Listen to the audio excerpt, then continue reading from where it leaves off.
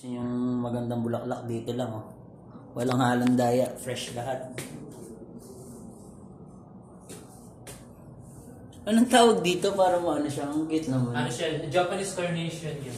Ah, Japanese carnation. Tawag sa kanila, Japanese carnation. Wow, eto. Asan? Ito. Yan, yung limonium. Limonium? Limonium, tinatawag nila. Grabe, no? Mm-hmm. Tiny siya na ano, kapansin-pansin. Marami kang ng mga ano dyan, mga pangalan niya. Ito sa mga Holland, di ba?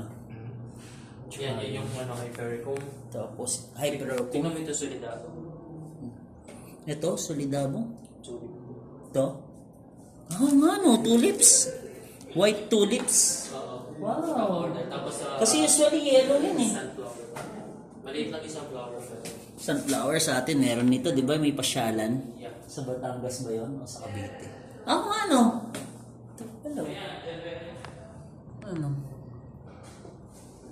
Ang daming bulaklak. Hindi yung pinaka gusto kong ano, heart shape talaga siya. Ano?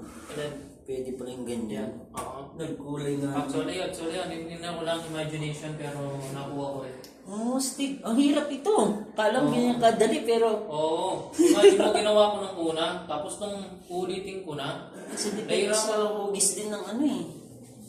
Ito ko, stick din pala to. maliit na. Maliit siya pero ano, stick.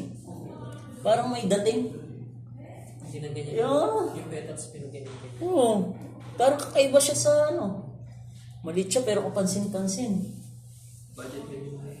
Ito yung bigatin. Ayan talaga. Bigatin na yung press. Bigatin talaga yung dating. 1,100. Pang kasalan na dating eh. 1,126. Grabe. Yan yung gusto kong mga arrangement. Stick nga. Stick. Kasi one time big time ko dyan. Ano nakasulat? Para sa Valentine's Day. Grabe bigatin. Ang laki nito. Subati yan. Grabe. Basta sinabi ko sa'yo, mga Holland yan. Ito na.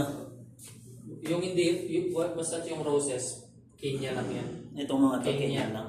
Roses. Pero itong mga ganitong kakaiba, yan, Holland. Holland na. Ito Holland, ito Holland, ito Holland. Pansin-pansin naman eh. Ito mga Holland yan. Ito, grabe parang fake lang. No? Parang kinakain eh. Kasi makikita ko sa mga ibang restaurant dati ito. Di ba plastic lang? Pero totoo pa rin. Grabe oh. Saan ka po? Nakakatawa no? Ano ang tawag na? Japanese carnation. Japanese carnation? Wow. Parang may pollination sa science. Di ba kayo itsura ng drawing? Nakakatawa no yung mga bulaklak. Hindi pa nga yan talaga yung ano yung mga...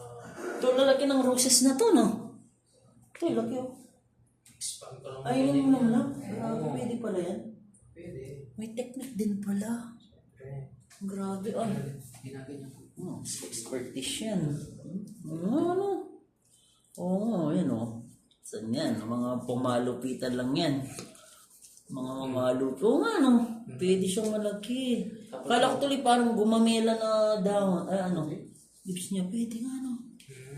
Kaya pala tinagawa mo ganyan. Mapapalagay mo pala. Oh, ano yan ha? Technique. Huwag yung ipagsabi kahit kanino. Grabe. Iba-iba din yung ano niya. Sabi nila, di ba, pag sa feeling ng taong gumagawa, nakaka-ano. Dapat din sa puso mo. Pag wala, talaga. Astig. Ito kakaiba. Inano mo lang pala. Ito lang. Ito, wala. Ito siya. Ano na ito? Tignan mo. Lumaki na dito. Na-flex. Ito guys, so. Ayan iisa lang yan, nakikita nyo. Alising lang dito. Na-flex.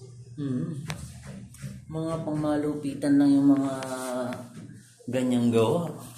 Ito, grabe oh. Astig.